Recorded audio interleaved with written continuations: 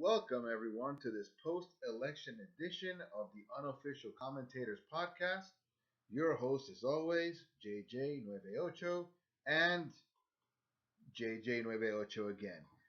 A lot of things have happened since last week.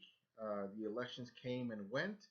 The United States have a new president, and Packy is protesting by not participating in the Unofficial Commentators podcast this week. Uh, may Packy rest in peace in his new mattress that he bought in his new apartment. In all honesty, Packy records from Santo Domingo mostly, and due to the end of daylight savings time, uh, it is really, really late where he's at right now. So he simply didn't have the stamina to record today.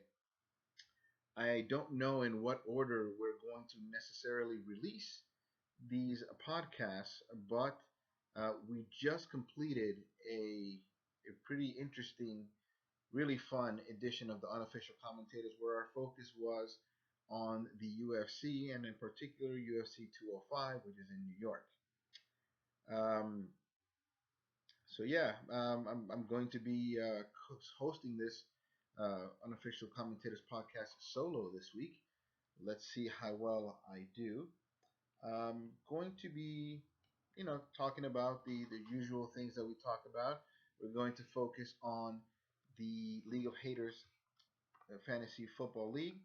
I'm also going to briefly touch on some of the fantasy basketball leagues that we're involved in, and just the sport of basketball in general. So let's do some housekeeping first. The Unofficial Commentators podcast can be found on Podomatic. It can also be found in our YouTube channel. As Packy said before, if you were to Google it, the Unofficial Commentators, we are the only ones, the proprietors of this name, so you will not find any other Unofficial Commentators podcast. In addition to that, I'm coming up with a few more surprises, which hopefully I'll let you know in podcasts that are coming up soon. That being said, let's get right into the main content of our podcast. So, if Packy were here, we would have started, kind of dabbling into the results of the election. So, if you're unaware, if you were living under a rock, if you don't speak any human language, you may not know that Donald Trump has been elected the next United States president. What that means for us in the future is yet to be determined, but it's a very scary, it's a very exciting time to say the least. Um, I wish I had someone to bounce these ideas off, but it is what it is. And how does that affect the landscape of sports? God only knows. I mean, uh, some of the things I'm hearing is that the new president to be is one heck of a businessman. So if that results in changes, positive changes to the economy, man, I'm all for it. Okay. In basketball, I honestly wanted to have someone to kind of not debate. That's not the word, but to bounce ideas off in terms of what's the storyline right now in the NBA? I mean, in years past, it's always, LeBron, is he approaching Michael Jordan's 6 rings? Um, has he failed to meet his expectations at his age and with all the miles? Is he ever going to achieve his full potential? Um, but not a lot of talk has been dedicated to LeBron this year. It's been fairly quiet on the LeBron front in terms of the Golden State Warriors, which were most of the talk. It's kind of died down from Golden State Warrior talk, and it's more about Kevin Durant talk. After a year where they set a record for wins in an NBA season, this year they already have 2 losses, so they're not trending in the right direction. There's still some gelling to be done in that team. Um, in the fantasy basketball league, I'm playing against a Maudi this week, and he's a notorious Pacers fan. I'm a Knicks fan, so we have a difference of opinions there. the Pacers made a big splash in free agency. Signing a lot of big name free agents to make their team, um, at least on paper, pretty strong. But it doesn't seem like it's working out. I don't know if it's a lack of cohesiveness or leadership, or just people still trying to figure out their roles. But they haven't been great. And another storyline that's it's been commented much in my circles, at least, being that I'm a New York native, currently recording out of Brooklyn, have been the New York Knicks, and some of the comments, particularly from Derrick Rose, where he talked about uh, being a contender, and so far things haven't really bounced their way. It seems like the only teams they can beat are like the bottom feeding teams, like the other New York team, the Brooklyn Nets, and that's a whole nother story in and of itself. But I'm curious, if you're out there listening to the podcast, I'm curious to know, what are your kind of storylines? What are the things that you think I should be following this year, in terms of not just wins and losses and who gets the playoffs, because I don't think that the playoff picture is going to be that much disrupted. But what stories should I be following? Just give me your opinion. I could take it with a grain of salt, or I could invest a lot of time in it. It's still yet to be determined. But as the weeks progress, we will be talking a lot more basketball, and kind of, as we transition from football, um, which is still, months away. But as we transition away from football, there'll be more basketball, and it'll start to heat up. I mean, after the All Star break is always when it gets most exciting. So let me go back into the focus of the League of Haters, which is kind of what we've been revolving our podcast around, loosely. I mean, I have said that I want to talk about more than just fantasy football. Um, and just as I said, I'm going to go back to our focus, then I'm all over the place. I'm talking about something else. Um, there will come a time where I can just pick up and sit down, put on this headset, and talk about the last movie I saw, and give my opinion on it. Um, there are some movies now that I'm currently interested in watching. I heard that they made an Inferno movie, which I don't read the books. Honestly, I don't read many books, but it seems like it's following the story of the Da Vinci Code and Angels and Demons, and now there's one called Inferno. I'm interested in watching it. I had no idea that it was even on the horizon. It just kind of came out of nowhere, and boom, here it is. I noticed more than anything that it was out because I kind of stumbled on a commercial, and then I have Tom Hanks hosting Saturday Night Live, and it's like, oh well, that's interesting. Why would Tom Hanks be here again? Oh, he's promoting his new movie Inferno. Also, want to see Doctor Strange. I promise that I'll be more responsible about looking up things like how they did in the box office and that sort of thing after the first weekend. But that won't be today. That's just kind of me previewing more reasons why people should listen to the unofficial commentators. We're more than just sports. And with that being said, this week in the League of Haters, the highest scoring team was Victor's team. I forget what he called it last week. This week he has a whole nother name. I'm just going to call it Victor's team. He scored 155 points to lead all scorers in the League of Haters Fantasy Football League. The low scorer was Amari 2600, Donnie's team, which usually scores right around this 70 to 100 points, but somehow manages to make that a win.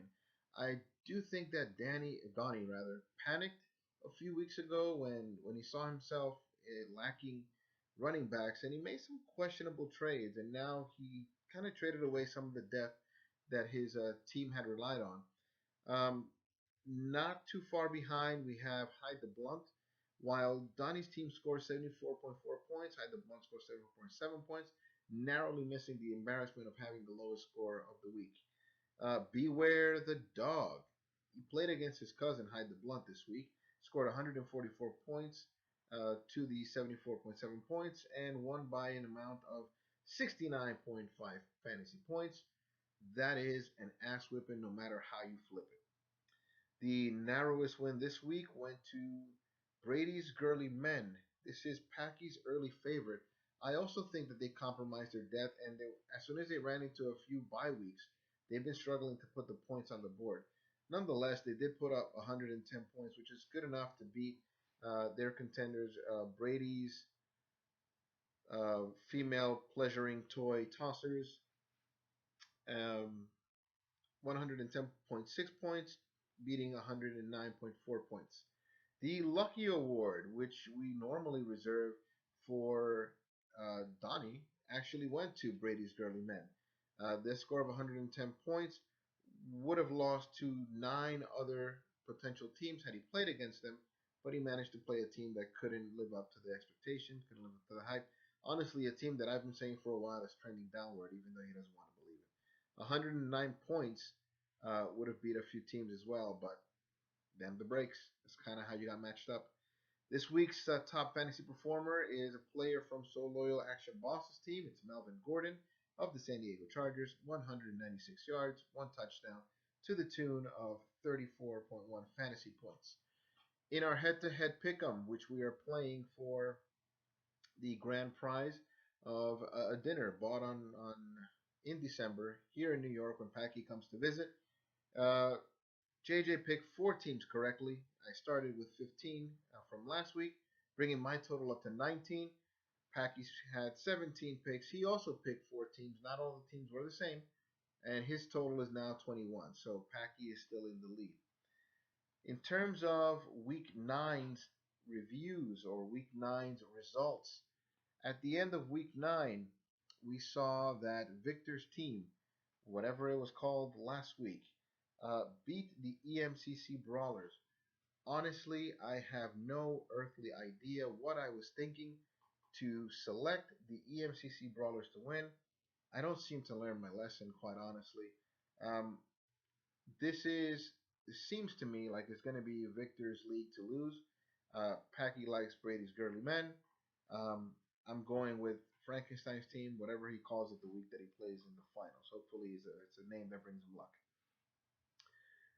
This week's top performers for Victor's Frankenstein's team were Dak Prescott, 23 points, Mark Ingram, 30 points, bouncing back from one of his poorer games where he got benched early for a fumble.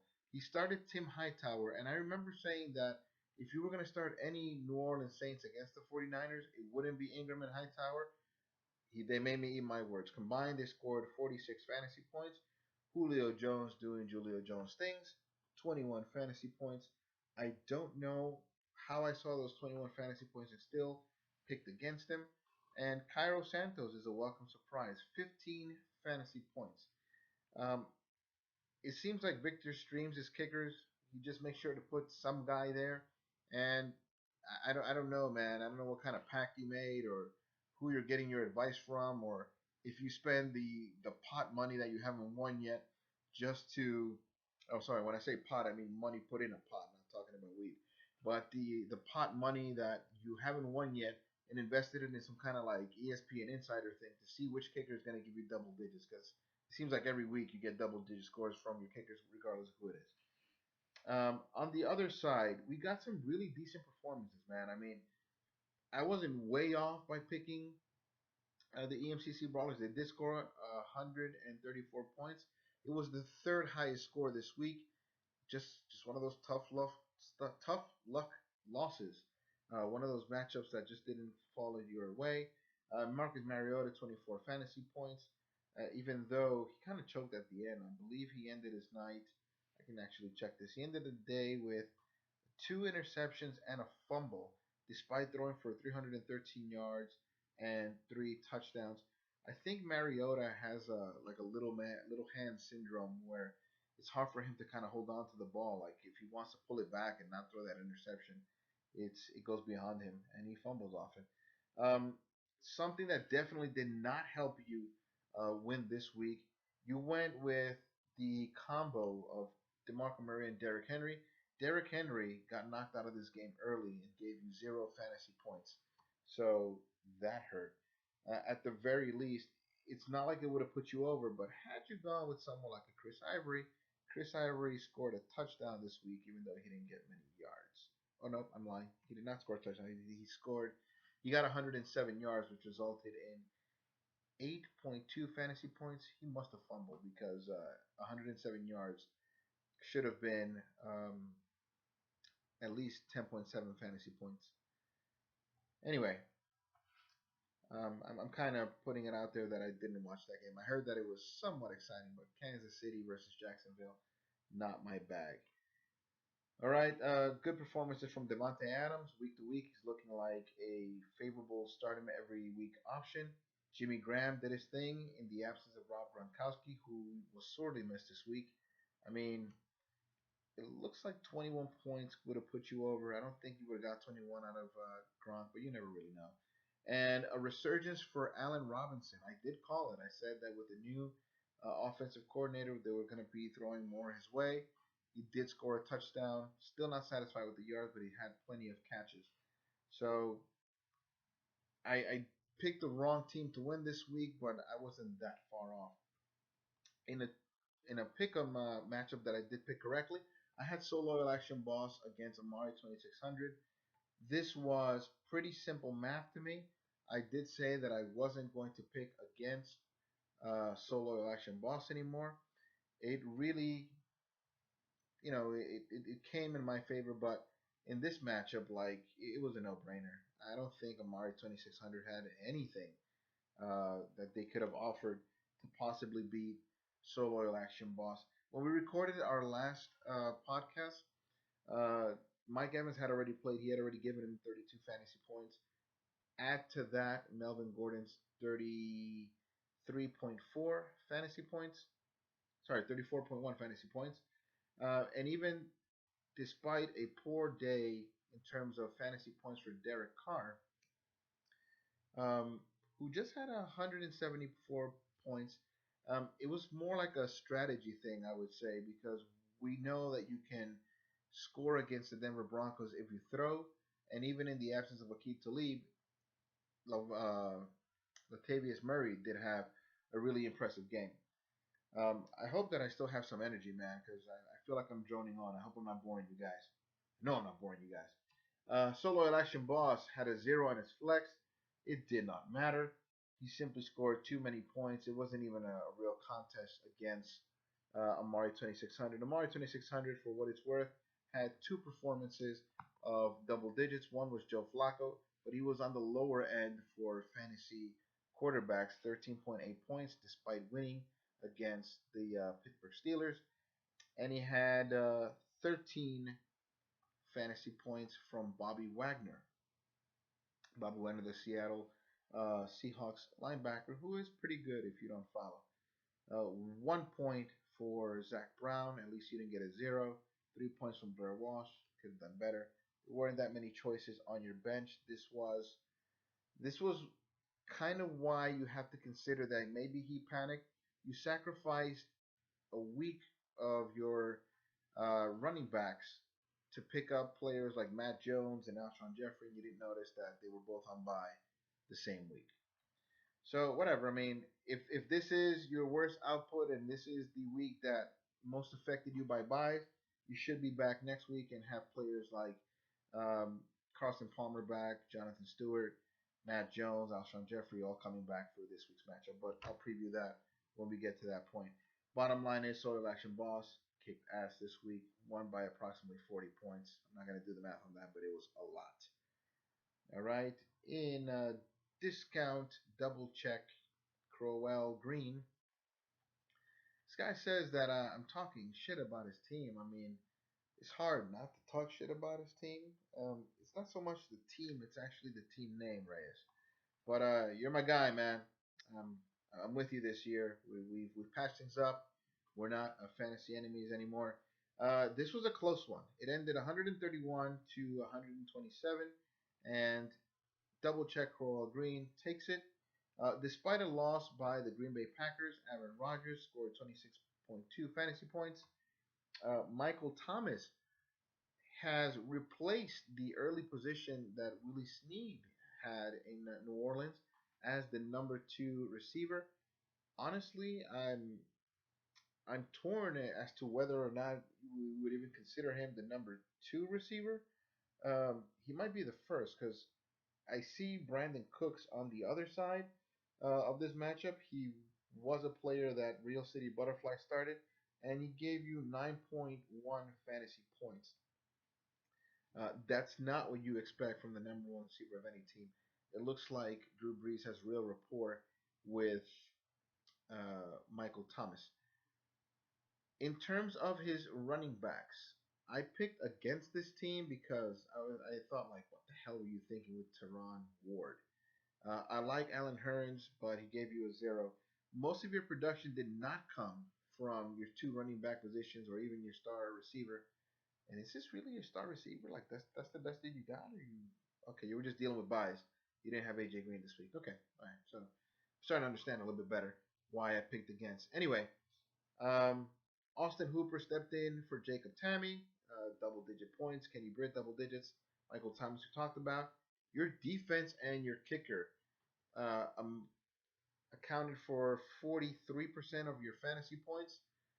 That's basically where you cracked it open. While Real City Butterflies have typical production from Philip Rivers, only 18.7 fantasy points in a win, and in a win where the team rather scored a lot of points. Only 18.7 of that went to Philip Rivers. Ezekiel Elliott doing Ezekiel Elliott things. Jay Ajayi came back to earth. He had a pedestrian 111 yards and one touchdown. If you didn't gather that, I was being sarcastic. That's a pretty impressive game from from any running back rather. But after 2 weeks of 200 plus yards, you kind of start to wish for more from Jay Ajayi. Um, I'll tell you this much: if you would have had 200 yards this week, Real City Butterflies would have won. Nonetheless, this was not to be. Demarius Thomas really dropped the ball, man, against Oakland, where we thought he had a definite advantage. Only 8.1 fantasy points. Doug Baldwin had an okay night against Buffalo. It was a tight game. It was a good game, Monday Night Football, and it ended in a lot of controversy. Um, again, I'm doing this solo, so I don't have anyone to dispute the fact that I think it ended in controversy and it was fun. Maybe Packy would have thought otherwise, but we'll wait till next show and find out from him what he thinks. Okay, that was that matchup. The next matchup we're talking about is Brady's Girly Men against Brady's Female Pleasuring Object Throwers. So, cutting it close, Brady's Girly Men wins this one. Packy's early favorite to win the entire league. Poor performances, though, from a lot of his players. You didn't have Tom Brady this week, so you go with Matthew Stafford. Understandable. You didn't have any other choice. And Todd Gurley, man, this is not the dude that you drafted. You know, 9.4 fantasy points is not what you hope to get from Todd Gurley when you picked him up, however high you picked him up. That might have been actually your first round pick, if I'm not mistaken. Ah man, it's tough. And now he's dealing with a thigh injury, so it's going to be an uphill climb for Todd Gurley going forward. But going up against Carolina, I guess Carolina is a pretty decent defense. 7 against the run, but 9.4 fantasy points. Again, this is not why you spend your second or third round pick to get. Jared McKinnon, whatever. You drop his ass. Who's getting the running in Minnesota? I'm not really sure, but I know for sure that it's not McKinnon. But you know, you were blasted by some not so favorable bye weeks. You actually have T.J. Yeldon on your bench. I don't know why you didn't run with him, but I guess you saw something there in Detroit's defense that you wanted to exploit. Unfortunately, it didn't break that way. Willie Snead, 5.1 fantasy points. Man, this guy had such a good start. 26 points first week, 13 points the second week. Then it was a zero because he didn't play. Then he's been kind of nursing an injury. And it wasn't until week 7 when he got another double-digit game. But since then, every other game other than that zero has been single digits. It's kind of sad to see. And I know that Drew Brees likes to spread it around, so it's weird that Willie Snead isn't getting more love. Jordy Nelson, after trading to pick up Jordy Nelson, by the way, you're looking like a genius right now. You traded Jamal Charles and Hunter Henry. Jamal Charles done for the year. Henry has subsided his place to Antonio Gates, and now you're starting to get back your dividends. You're starting to get back what you paid for with Jordy Nelson, 17 points last week, 18.9 fantasy points. Both games nearly identical. You had one touchdown. Both games you had 94 yards. Only difference being that this week against Indianapolis, he had 7 catches versus last week's 4. Antonio Gates, like I said, took his spot back from Hunter Henry. And a couple of defensive standouts of notes. I don't know why you started Kenny Stills. I've been trashing this team repeatedly for having that many tight ends on the team, but I can understand starting Delaney Walker every week. He's kind of a focal point of the offense in Tennessee, and you played against San Diego. San Diego not known for their defense.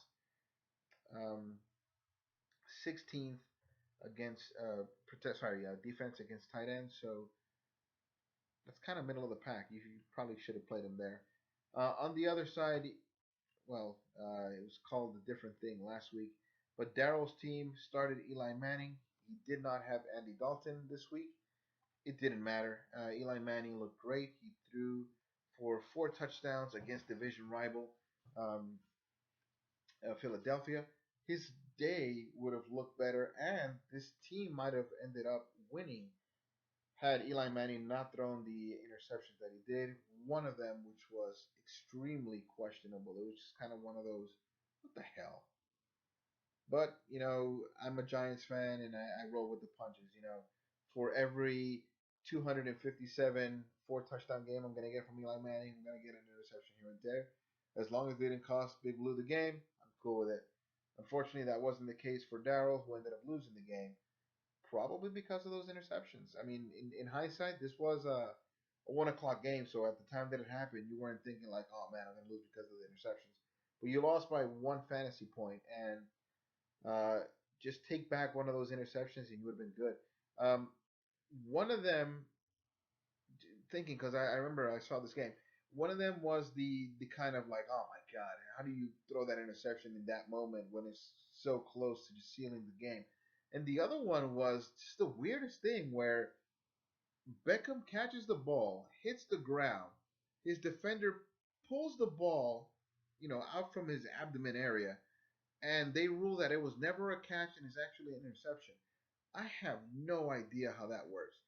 There was a lot of talk early in the year about what is a catch. Like that was one of the things that was being reviewed when they did the rules committee, and one of those shows that I listen to often, they were even talking about who knows what a catch is anymore.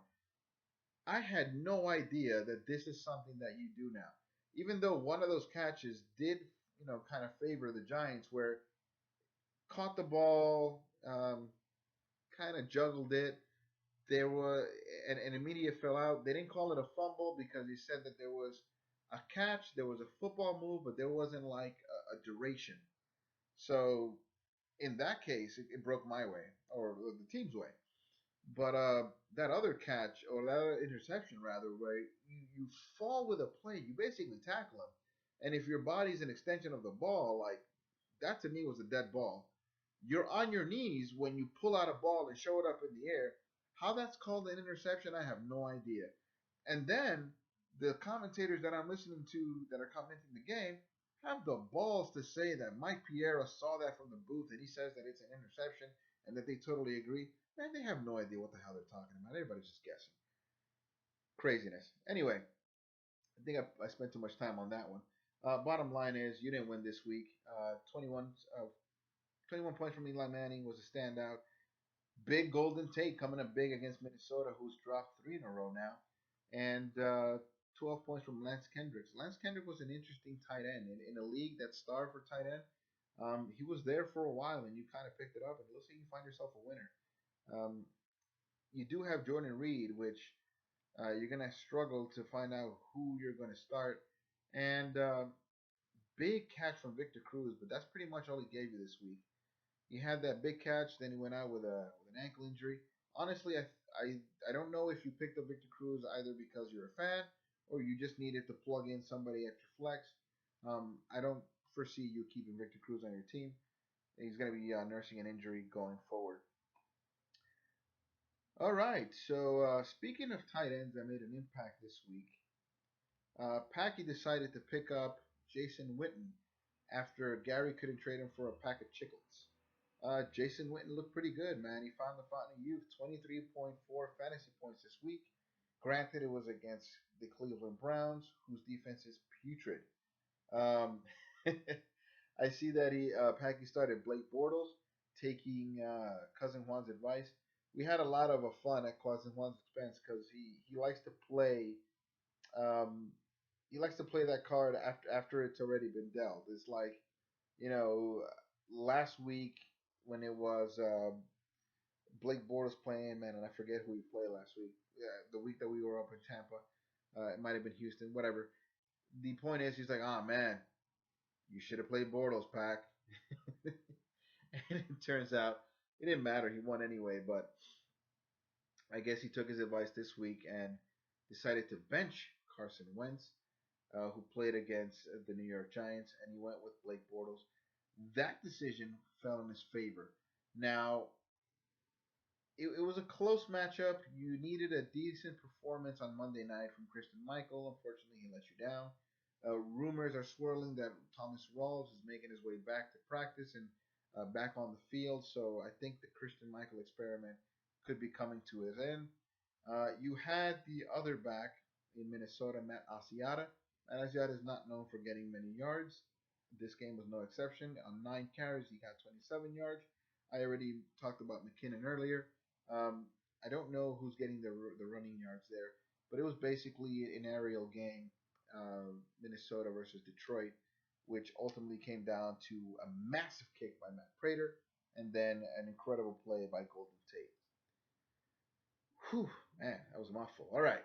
Um, on the other side, he played and lost to last week's team, which was called Charkandrick Grimes. Now, at the time of the podcast, I had no idea what the name meant, but the owner of Charkandrick Grimes is a good friend, and we asked him, "Hey, man, what the hell? What's the name? What's the meaning behind the name, right? Charkandrick Grimes. It looks like you married Brent Grimes and Charkandrick West, and I know Charkandrick was a big pickup for you this week, but what the hell was that about?" So it was a play on words with The Walking Dead's Rick Grimes. So for those fans of ours following the podcast, also wondering what the hell was he talking about with Charkandrick Grimes, you were supposed to focus on the Rick Grimes part. So Charkandrick Grimes. Charkandrick West, however, did not produce the fantasy results you wanted, even in a game where you didn't have to contend with Spencer Ware. Charkandrick was only good for 39 yards. He caught a few passes and added some more yards to that, which amounted to just about something like 70 yards and only gave you 8.9 fantasy points. Sam Bradford. Right, so Sam Bradford, you started against Detroit in a losing effort. He gave you typical Sam Bradford production. I guess I called for anywhere between 10 and 15 points. You got 15 points from him. You were a little disappointed by Le'Veon Bell, but still got you double digits. That's not the one that I would complain about. Virgil Green is the tight end there. Now, I know that it's a fill-in tight end, and this league has been very good about picking up every single tight end so you don't have a chance. But in retrospect, I mean, I don't really know what you were expecting from Virgil Green. Um, it's a bit of a timeshare in tight end in Denver. Mike Wallace. See, I like I liked the name Speedy Gun Wallace. I thought that it favored your team and your team strengths. Mike Wallace turned out to be the best player on your team this week. And for all the crap that I've talked about Mike Wallace, he caught a slant and he turned on the Jets, man. He ended up his night or his day. They played early with only 4 catches, but he turned those 4 catches into 124 yards and a touchdown, resulting in 20.4 fantasy points. You got 16 points from your kicker. That was at the end of the Thursday night game. I don't remember whether or not that game was decided at the end of the podcast when we were finished recording. In any case, I did pick them to win, and they did take the win over Packy and whatever the hell he called his team last week, the Tribe Called Wentz. Okie dokes. So this was an interesting matchup. So in a blood feud between cousins, we had if I can only find it. Okay, we had Hide the Blood playing against Beware the Dog. Um, Not totally sure what the DAWG was about, but I know that Beware was a play on the Spencer Ware name. Beware the Dog put the ass whooping to Hide the Blunt. I don't know what's going on with Hide the Blunt, man. They seem like such a strong team, but this week you got 2 zeros. You got a 1 from Travis Benjamin. Not his fault. I know he got hurt. You started CJ Procise as a running back, namely because you were absent LeGarrette Blunt, and you couldn't. Well, Carlos Hyde was an injured scratch, so I understand why that happened. I actually picked your team to win after seeing how quickly Matt Ryan had jumped ahead, and there were a bunch of question marks. There weren't a lot of players that had been decided in terms of the starting lineup on Thursday, so it was hard to gauge who to go for. I just thought traditionally that Hyde the Blunt had a better team, and this week I was proven wrong. On the other side, hey man, Adeli has always been good about picking up really good waiver talent. He watches The Wire. I believe he's a bit of an insomniac like I am, and he picks up players before anyone gets a chance. It just happened to work out that you picked and started Colin Kaepernick the week that he had his best week. Um, in retrospect, though, you already had Russell Wilson, which seemed like a pretty decent start, and he scored 26.3 fantasy points. Not that far off from Colin Kaepernick, so I'm not hating there. Um, Kaepernick had the opportunity and was playing against New Orleans, and I'll talk about a trade you made a little later on, which I don't really understand the roots behind it, but it's your team to run it, and given your record of 4-5, we're currently riding a 2-game win streak. It's hard to question some of your decisions. You picked up Latavius Murray in a trade, and Latavius Murray finally looking like the dominant back of the Raiders. I'm gonna do it in Packy's absence. He picked a hell of a week not to show up, man. The Raiders are currently in the first place of the division. I know he would have been so happy to just gloat about the fact that they just took out division rival, the Denver Broncos. 114 yards and 3 touchdowns for Latavius Murray. That's how he ended his night. 31.2 fantasy points. He was up there in the running for possible top fantasy performer. The two highest scores, I believe, came both from the solo action boss team. We'll revisit that later as I'm going to have to face them this week, and that's going to be tough. Mike Gillisley didn't do much, but did just enough. He scored a touchdown on limited touches, 8 touches, 32 yards, and a touchdown. That was good for 11.6 fantasy points. Take your points however you can get them. Odell Beckham, 2 touchdowns. All right, 2 touchdowns to add to his yearly total of yards. It wasn't the craziest amount of yards and only 4 catches. He did get a lot of targets, and had he connected with Odell when he broke down the seam, he had beat 2 defenders. If Eli would have not overthrown him, just take a little bit off that throw, make sure that kind of lands in Odell's hands, he would have taken it, and that would have turned into like a 70-yard catch and touchdown, and the whole result of this would have looked a whole lot different. But I'm liking how Odell Beckham is emerging now after all the controversy seems to be behind him. Don whatever. Cameron Brate seemed like a pretty. It's an inconsistent little pickup there, but it worked in your favor this week against Atlanta. Cameron Brate being the only tight end option for Tampa Bay worked out in your favor. Even though you left 26 fantasy points from Russell Wilson, which honestly a little bit questionable. And Randall Cobb, I don't blame you for leaving on the bench, even though he came in, scored a touchdown, and briefly, just as briefly left the game. You scored 144 fantasy points. Hard to argue with the results, and you could have scored about just about half the points less than that and still have won this matchup. Hyde the Blunt didn't put up much of a fight. All right, the last matchup I'm going to talk about for last week's matchups or reviews is going to be my matchup against FIBA. This was a tight one, despite the final score. Pimpin' Breezy took this one 119 points to 112 points. On paper, it looks like a 6 point something point game, but it did come down to the final plays of the Green Bay versus Indianapolis game. Um, so a lot was riding on that game, right? So after all was said and done, Drew Brees scored 24 points. Matt Forte had a what we would call now a typical Matt Forte game, and Antonio Brown, who was quiet for most of the game, salvaged his day with a touchdown. Another touchdown from Terrell Pryor.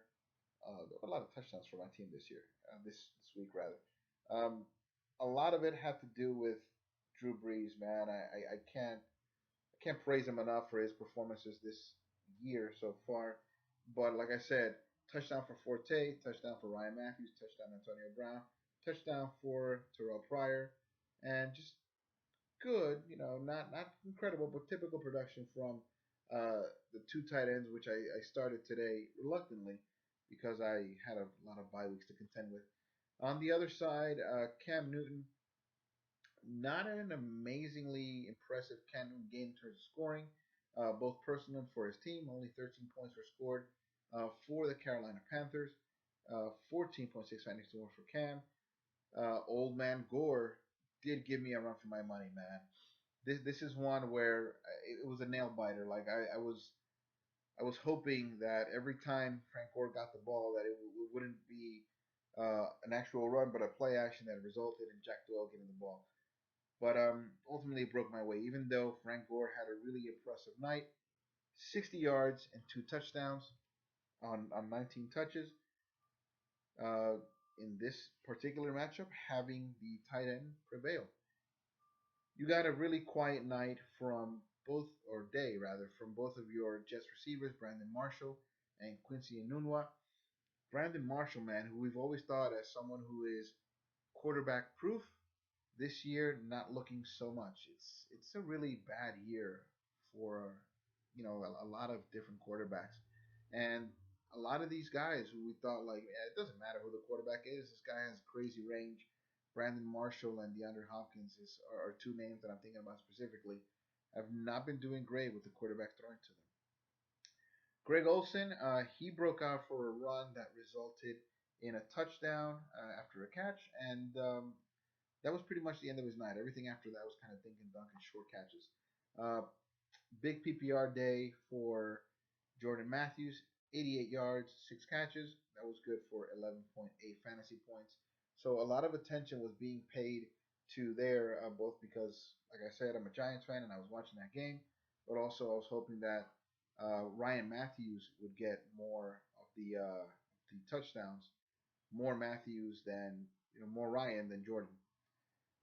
Anyway, those were the results of last week's, or week nine's rather, fantasy matchups. And with that, I'm going to move swiftly, like the speed of light, into the matchups for week 10. All right. And without Packy here, I'm going to try to keep some of these comments to a minimum. All right, so I'm going to start by going over Packy's matchup, actually. Double check Crowell Green is playing against Witten is Coming. If you don't know, Witten is Coming is a play on Winter is Coming from the popular TV show. Well, you should already know this by now. The 5-4 double check Crowell Green.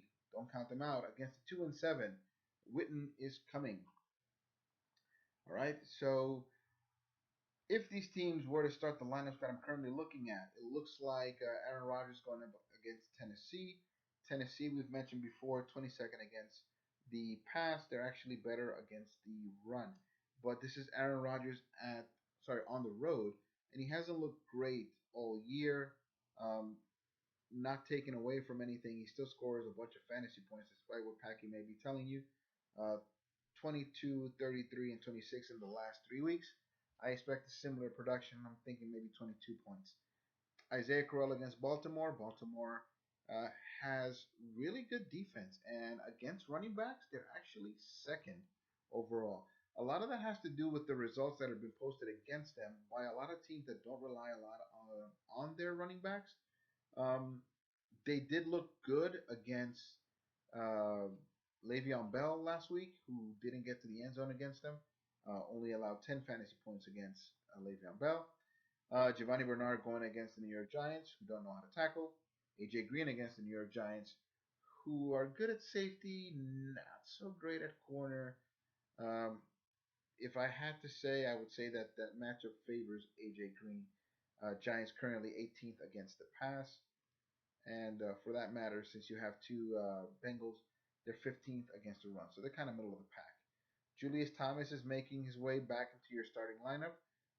Understandably, he was only out because you had that bye week. Even though I would consider Austin Hooper again if Jacob Tammy doesn't play. Michael Thomas seems like a no-brainer. Kenny Britt against the Jets. The Jets have been slowly gaining fame as the worst, uh, not fantasy, but as the worst secondary. Uh, that seems hard to say, knowing that it's a secondary that has Darrell Revis, but you know, even Island's age, I guess.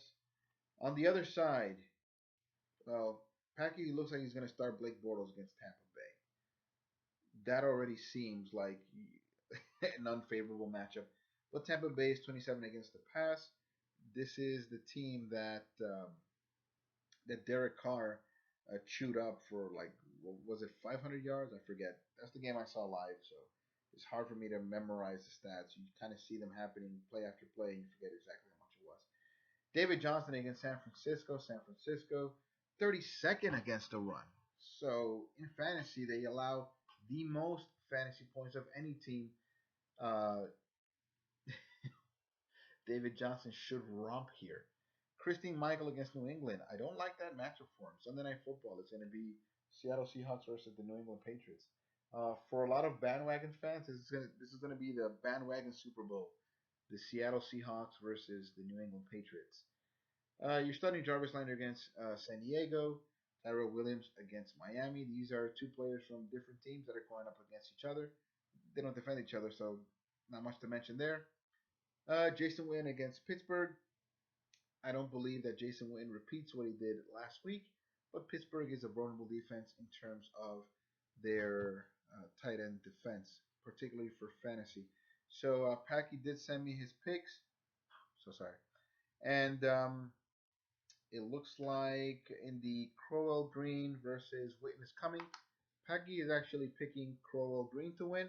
I am actually going to take the 2-7 Witten is coming this week, even though I do believe that he'll have meaning double check Crowell Green, will have the more favorable matchup at quarterback. I do like the matchups at all the other skill positions a lot more. All right. Next matchup we're going to talk about is the Real City Butterflies versus Beware the Dog.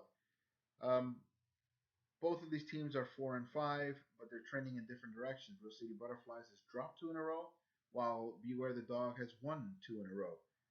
They play in the same division, currently tied for third in the No Ordinary division. So, what can I say about these two teams? Philip Rivers going up against Miami. Miami is a defense that you can both throw, run, pass, whatever you want to do against Miami is possible. They're currently 18th against fantasy quarterbacks. Ezekiel Elliott against Pittsburgh. Pittsburgh is vulnerable in terms of running. Their defense is not the defense that they were, back in the Palomalu days. Jay Ajayi, what does he have in his bag of tricks this week going up against San Diego? San Diego, 29th against the run, so they're exploitable. And it looks like Miami is removing itself from throwing the ball, not trusting Ryan Tannehill and relying more on a kind of a pound the rock offense and just kind of running it until someone figures out a way to stop them. So play to your advantages. Demarius Thomas, who another one of those seemingly quarterback-proof wide receivers. This week is going up against New Orleans. New Orleans defense is an exploitable defense. Whoops, the heck did I press there? So sorry. All right, so another exploitable defense. 14th against the wide receivers. I would have thought that had been less. With as bad as we talk about them, it looks like they're actually upper half in defense. Tyler Eifert against the Giants. That's a matchup to watch. Doug Baldwin, I wouldn't take too much away from that. He has Brandon Cooks starting. Brandon Cooks against Denver, and they're playing at New Orleans. They're playing in the Dome, so this could be a big Brandon Cooks game. Keep an eye out on whether Aqib Talib plays this week or not. On the other side, man, this is an interesting matchup, man. I'm going to go out on a limb and say that this is the matchup to watch this week.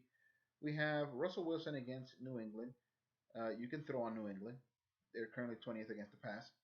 Spencer Ware looks to have gotten over whatever illness or concussion or injury kept him out of the game last week. He's going to go against Carolina at Carolina. Carolina's run defense is better than their pass defense right now. They're 7th against the run, but Spencer Ware week after week is looking like a different, I mean like a special kind of talent at running back. Packy kind of called it and then he retracted it and then he called again. I'm thinking that Spencer Ware is leading the way towards becoming the lead back next year. Capri Bibbs. No idea who this dude is. So I guess no CJ Anderson and no, or the lack of Devin Booker and having to fill in a slot left by the absence of Latavius Murray, Mike Gillislee, Dion Lewis, and James Starks, who you kind of have there, but we're not sure if he's going to start yet, resulted in you picking up Capri Bibbs. Capri Bibbs had 14.5 fantasy points against Oakland. Oakland is an exploitable defense. They're going up against New Orleans this week. Hopefully it breaks in your favor. A popular pickup in the waiver wire this week was Adam Humphries. I believe we had him last week, though. He has a favorable matchup playing at home against Chicago. This is an absolute toss-up, man, and I'm going to decide this by probably flipping a coin. Let me see who Packy got here. All right, so Packy's picking Real City Butterflies. And I am thinking that Real City Butterflies has the advantage at running back, while Beware the Dog has probably. This is a tough one. The smart play here would be to pick against whatever pack you picked and then try to make up ground that way. Go for broke, make up some ground or lose. But honestly, the talent looks pretty even to me. The matchup, though, I think is going to go to Real City Butterfly. So we're going to have a tie break in the No Ordinary division. Somebody has to win. Somebody has to lose. This week, I'm going to pick Real City Butterflies. All right. Moving on to the next matchup, we have FIBA going up against Amari 2600. All right. So FIBA looked good, put up a lot of points, even though it wasn't enough to beat my team last week. I said I would go for 3 in a row, and I did. And this week, he hasn't divulged yet what his starting lineup is going to be, although I can pretty much guarantee that he'll start Cam Newton, Greg Olsen, Brandon Marshall. Frank Gore is on a bye, and for that matter, Theo Riddick is on a bye. And one of his most reliable options, Adam Vinatieri, is on a bye. So I see he already picked up a backup kicker, Nick Novak. Not crazy about Nick Novak. What else is on this team of note? You picked up Vernon Davis, but I guess that's just depth because you have Greg Olsen. I don't see a week where you'll ever not start Greg Olsen. Your defense is your defense. And all right, so it looks like there's going to be an empty slot for running back. Now, keep an eye out on what's going to happen with Carlos Hyde if he's going to make it back. Sean Drone was skipped over as the lead back. They decided to go with DeJuan Harris, and DeJuan Harris actually looked pretty good last week. He had 19.7 fantasy points, and he was a solid option in PPR as well. 59 yards on the ground, but he caught a bunch of passes rather that brought him up to 19.7 fantasy points. I believe that one of those catches resulted in a touchdown. I didn't watch that game. I don't know many people that watch San Francisco games at all. On the other side, Amari 2600 will probably break 100 points this week. He's getting back Carson Palmer. He's getting Jonathan Stewart. Devontae Booker is an interesting option here. He only had 3.5 fantasy points last week against Oakland. Oakland seemed to be like an explodable running defense, but they played inspired last week. Um, Going up against New Orleans, you can run on New Orleans. New Orleans is 31st against the run. I think earlier I mentioned the 32nd team against the run, the worst. This is second to last against the run. Alshon Jeffrey playing on the road against Tampa Bay. Jay Cutler's back, and Jay Cutler's looking for Alshon Jeffrey often. John Brown, who you picked up off the waiver wire, stepping in for Amari Cooper. Ooh, you're gonna miss Amari Cooper this week, buddy. With the bye weeks, this matchup gets a lot more interesting. However, I am going to lean towards FIBA. FIBA consistently puts up over 100 points. Um, I think you crack 100 points this week, but not by much. Amari 2600, so I'm running with FIBA this week. FIBA is FU Ben Affleck for those new listeners. So Loyal Action Boss plays against Pimpin' Breezy. Another blood feud. These are two cousins going against each other. Both teams are currently on a 3-game win streak. So Loyal Action Boss has only lost rather 2 games. They're 7-2. One of those 2 games that they lost was a stack correction on a Thursday, which man, that hurt cousin Juan in the heart. And Pimpin' Breezy is currently 4-5, won 3 games in a row. I went from a bottom feeder to suddenly in contention. If the playoffs were to begin today, I'm in 8th place and I'm in striking distance. So with a win this week, I become part of the conversation. So this week's buys really affecting So Loyal Action Boss. Both of his drafted quarterbacks are going to be on bye.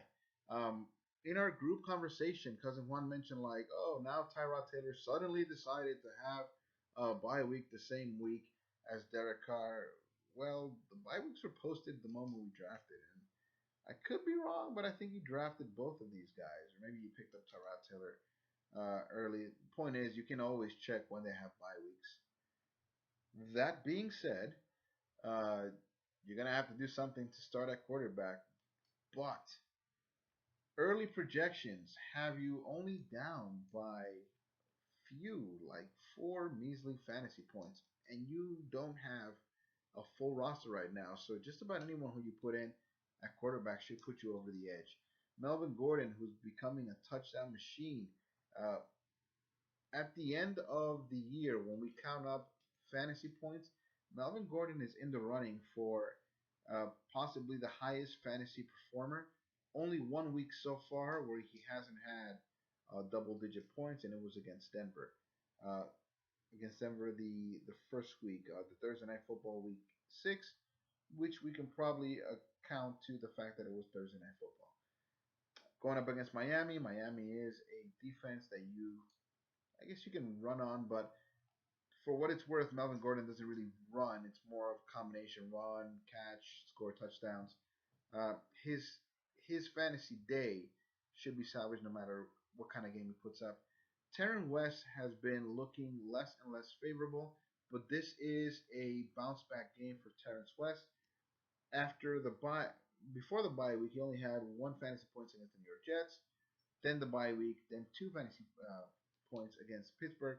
But this is one of those games where you actually get a chance to kind of bounce back. It's against Cleveland, and they're playing at home. So expect at least double-digit performance from from Terrence West. Mike Evans. Mike Evans does not have that little Q next to his name, so I guess he's cleared from concussion protocols.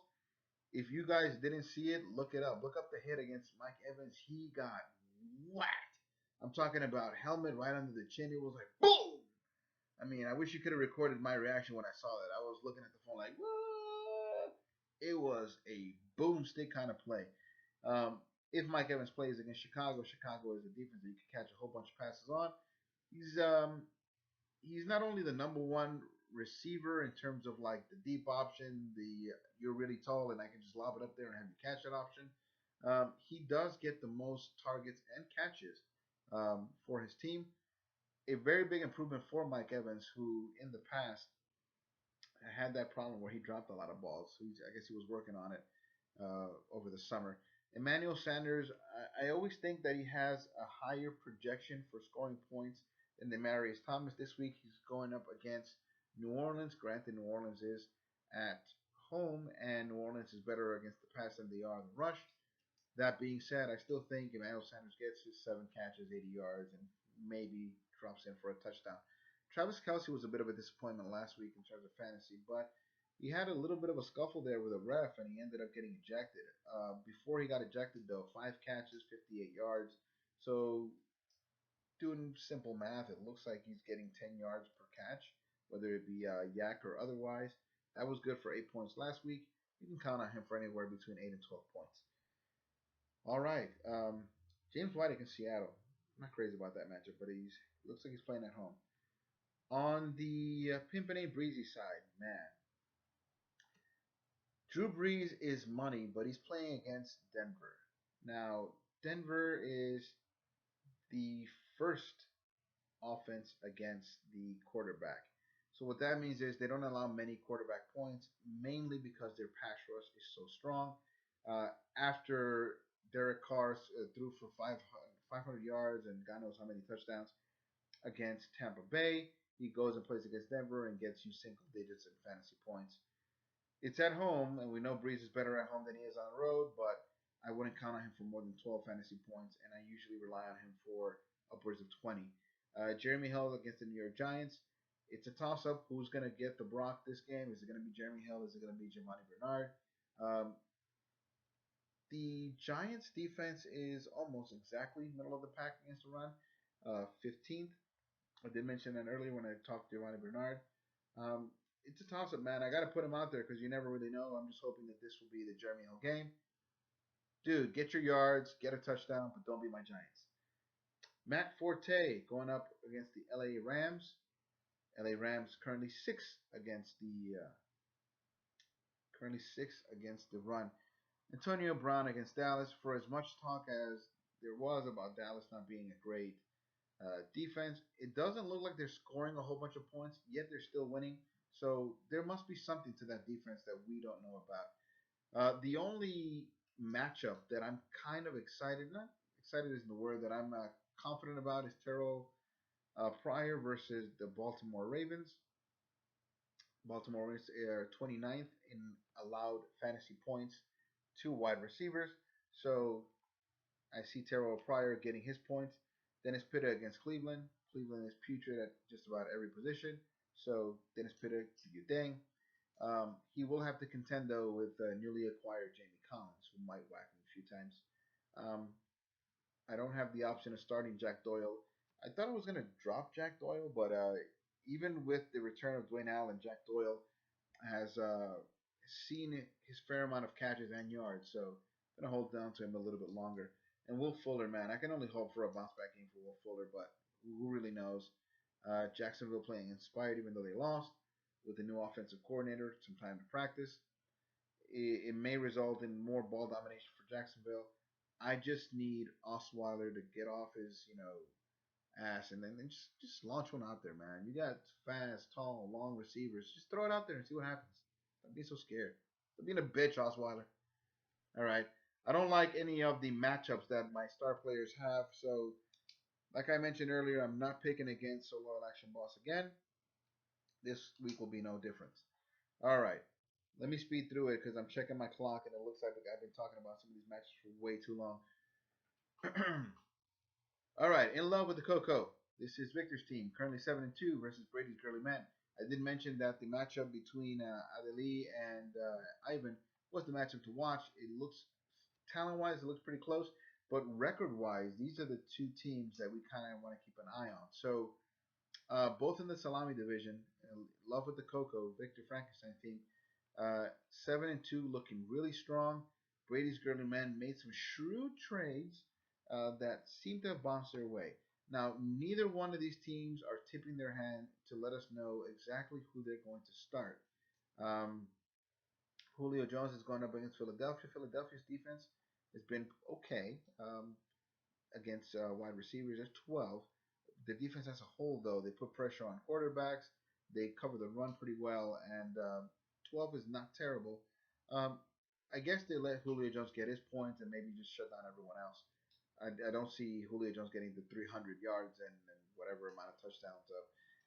No LaShawn McCoy, no T.Y. Hilton, no Dante Moncrief for that matter.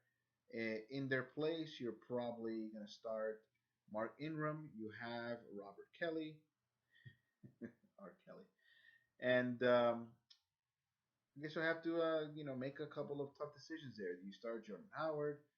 I would not, even though Tampa Bay seems like a favorable matchup. Julian Edelman against Seattle, I would not do that at all. Going up against the Legion of Boom. The size difference, though, is an advantage that New England can take advantage of. Tom Brady's back for Brady's Girly Men, but he is going up against the team I just mentioned, the Legion of Boom. Todd Gurley. Todd Gurley. The Jets are considered a good defense, a good run defense. Fantasy wise, they're 19th. They do allow a lot of points to fantasy running backs. In particular, that David Johnson game hurt them a lot. It brought their stats down by a whole bunch. Willie Snead against Denver. I don't see great production there. Jordy Nelson against Tennessee. You can throw against Tennessee. You just really shouldn't run against Tennessee. Antonio Gates against Miami. Miami's an exploitable defense just about from every angle. They have a decent defensive line, and it looks like the offensive line got their crap together. But Antonio Gates should get his points. Delaney Walker should get his points. Oh man, I don't know at this point how much production you actually rely on from LaShawn McCoy. He is a dependable back, and every time he plays, you should have him out there. But you have some suitable backups. So, you know what? I'm not going to get fooled like I did last week. I'm going to go from this point forward. I'm just going to be stubborn, and I'm going to run with In Love with the Coco this week. By the way, if I didn't mention it, Packy picked FIBA and he picked So Loyal Action Boss. I guess he liked some of the matchups with Brady's Girly Men this week, and he picked Brady's Girly Men. I think he's just going to pick him no matter what. The same way that I'm going to pick in Victor Frankenstein's team no matter what. I think this is his league to lose. All right. Next matchup we're going to talk about is Hide the Blunt versus Mama, I'm a Millionaire. Hide the Blunt, man. I just think it's they reached the end of their candle wick. Like I almost don't see the effort there anymore. Expect big performances from Matt Ryan. Um, LeGarrette Blunt is a bit of a toss up. DeAndre Hopkins, man. I mean, poor DeAndre Hopkins. It's just like they're wasting away a year of his prime. This year for DeAndre Hopkins, running those routes, basically just running sprints out there and getting hit every so often when a ball just narrowly lands by his feet and he still gets whacked. It's like having Josh Gordon on your team, except Josh Gordon is just kind of hanging out and recuperating while DeAndre Hopkins getting hit over and over and over. And for what it's worth, they're giving you just about the same fantasy production. I'm being facetious, of course, but a lot of question marks this week. Martellus Bennett, Jeremy Maclin. I don't think Jeremy Maclin's going to play, but currently you have him on your starting lineup. Keep an eye on that. That's an early game on Sunday against Carolina. No Andrew Luck this week. Doesn't really matter. You really rely on him. Michael Crabtree is an option that you rely on often. Michael Crabtree is not active this week. He is on bye. Carlos Hyde. DeJuan Harris looked pretty good. So even if Carlos Hyde suits up at 425, I don't know if I want to start him. And Arizona is a pretty good defense against the run. They're currently third against fantasy running backs. Don't like that matchup. On the other side, Mama, I'm a millionaire. Millionaire. Zach Miller? Okay, I dig. All right, so he's starting Sam Bradford. Le'Veon Bell against Dallas should do well. Dallas is Dallas actually first defense against the run. So what the hell am I talking about? But Le'Veon Bell is a special kind of running back. Sharkandrick West against Carolina. Carolina good against the run, not so great against the pass. They really miss Josh Norman. Um, do you have any other option there? Thomas Rawls, we still don't know if he's coming back. Bilal Powell. I guess that's your best option, but I don't know what the deal is. It looks like Spencer Ware's actually going to make the field this week, so I don't know how much burn you actually get from Sharkandrick. Kelvin Benjamin playing at home against Kansas City. Kansas City is a decent defense. I guess that's kind of where they make up for the fact that they don't score a whole great big deal of points. However, they are exploitable, 27th overall against wide receivers. Kelvin Benjamin, though, man, after I think he pulled the wool over our eyes week one against Denver. We figured, just lob it up to him. He's really tall. He has good hands. He's going to catch a touchdown every week. Hasn't been the case. You get Zach Miller back, so you don't have to rely on whatever that poor excuse for a tight end it was you had last week. And Mike Wallace. Mike Wallace against Cleveland is a very favorable matchup. Hide the blunt, man. They just seem to be out of it this week, or have been for a couple of weeks now. I am actually going to pick Mama. I'm a millionaire. Um, the absence of a second running back in Sharkandrick West, or the deficiency there, is going to be masked by the fact that I see a deficiency also with Hyde the Blunt, who's starting Peyton Barber. So you X out a couple of matchups here and there, and I think Mama I'm a Millionaire takes this one. All right, so last matchup we're going to talk about is the EMCC Brawlers. Sorry, I didn't mention the records for Hyde the Blunt. 3-6. I'm a Millionaire 4-5. Moving on to the next matchup. So the Brawlers, who are also at 3-6, against the 4-5 EMCC. Eres medio come cock. All right. So I'm just gonna go out on a not on a limb, but I'm just gonna go ahead and say Packy picked EMCC Daryl's team because he was really infatuated with this. What do you call this? This image, this avatar that Daryl decided to go with this week. Daryl has been trolling EMCC Brawlers all year, and honestly, if they want to make it really interesting, Omar, Ryan Tannehill is playing against San Diego. I mean, there's no better time than now than going up against a dude that's been trolling you all year. He's starting Eli Manning, even though he has Andy Dalton against the Giants, and you're currently starting Marcus Mariota, but you could just as easily flip that and start Ryan Tannehill. By the way, why the hell are you still carrying three quarterbacks? Mariota, Roethlisberger, who's back, and Tannehill. I don't think you've set your lineup because I still see Gronk on the bench. I don't give a crap if he is playing against Seattle. There's no way you don't start Tannehill. And Gronk.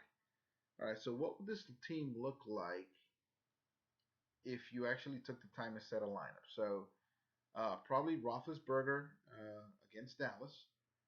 DeMarco Murray, I dig that one. Okay, Chris Ivory, you don't really have a choice because you lost Derrick Henry. Then you're starting Des Bryant against Pittsburgh. Now you have options, and Des Bryant has not looked great in his last couple of games.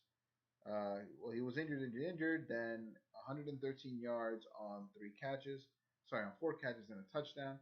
The touchdown really salvaged his game because I saw him. He looked kind of tentative and scared. Only one catch against Cleveland, and I learned that phrase La Yola, the one that everybody jumps on.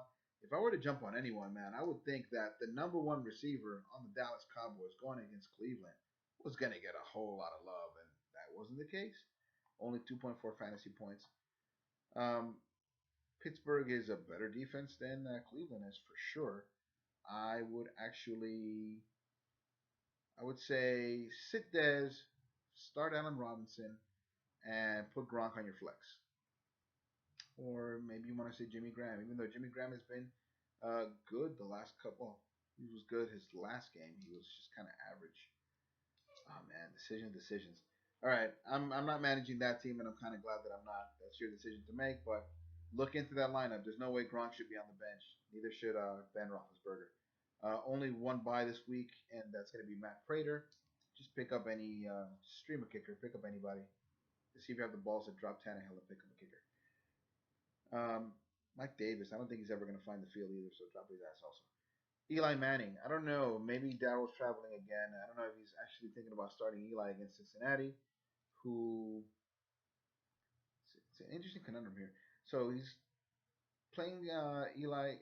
Cincinnati's currently 26th against fantasy quarterbacks, and the Giants are 5th. Now the Giants are 5th, but the Giants have had 3 interceptions in the last couple of games, mostly from Landon Collins. So that's an interesting one. Do you go with the fandom and start Eli? I say start Eli if Omar starts what's his name, Tannehill. All right, Lamar Miller back against Jacksonville, favorable matchup. Devontae Freeman against Philadelphia. Philadelphia's tough, but I think that damn, I forget the other dude's name.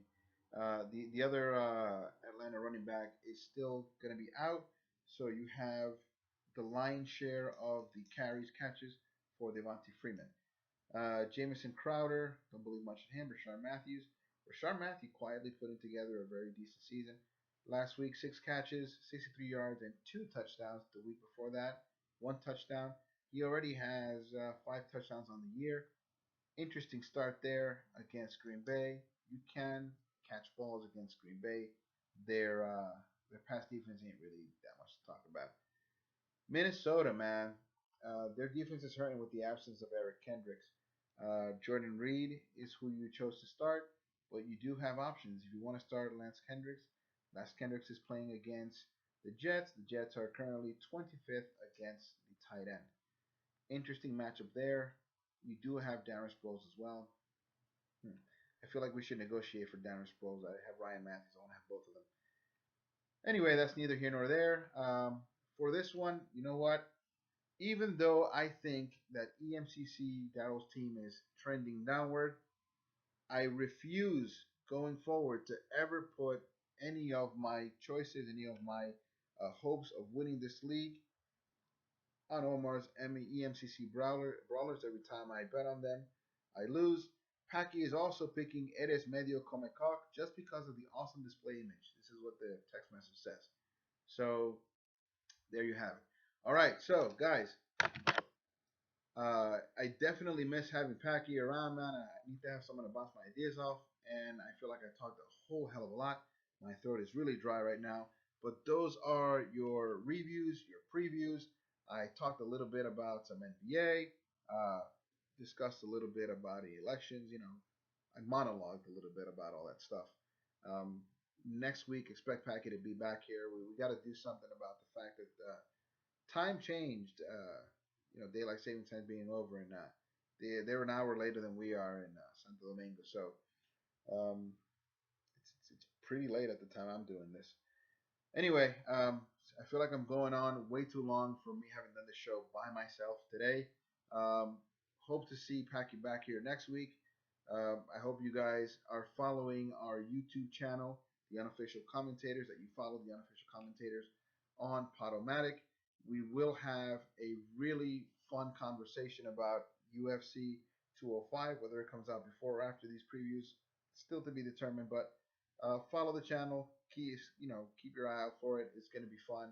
If you're not a fan, it might bring you in, give you something to look forward to. There's a lot of discussion about a lot of fighters on the card, off the card, UFC as a sport in general, and me just generally being a pain in the ass. So with that being said, thank you for tuning in this week. Good luck to everyone on week 10, and see you all week 11. Yeah.